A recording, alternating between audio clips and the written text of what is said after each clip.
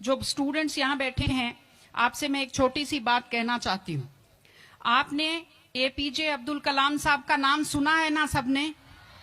हाँ, कलाम साहब ने एक बात कही थी कि in the very old times the world was driven by the muscle power, after that it was driven by money power, and now it is being driven by the power of knowledge.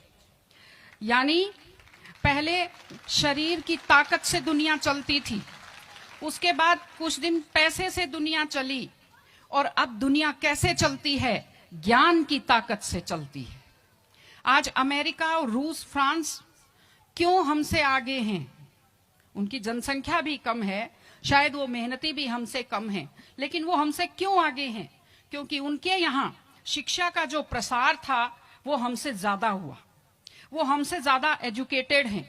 हम लोग प्राचीन काल में हमारे यहाँ बहुत अच्छी university थी, नालंदा यूनिवर्सिटी थी, तक्षशिला यूनिवर्सिटी थी, लेकिन जब मध्यकाल आया तो हमने अंधविश्वासों पर ज्यादा ध्यान दिया, और जो नॉलेज था साइंस का उस पर हमने कम ध्यान दिया, इसलिए हम विश्व में पिछड़ गए। एसएसटी में आप लोग पढ़ते होंगे, 10th के बच्चे एसएसटी पढ़ते हैं, कि एक समय था जब वर्ल्ड की जो रिचेस्ट कंट्रीज थी वो रूस अमेरिका नहीं थी, वो इंडिया था और वो चाइना था। चीन और भारत विश्व के सबसे धनी देश थे, लेकिन हमने एजुकेशन पर ध्यान देना छोड़ा। उसका नतीजा ये निकला कि हम लोग गरीब हो गए, हम लोग पिछड़ गए, हम लोग कमजोर हो गए।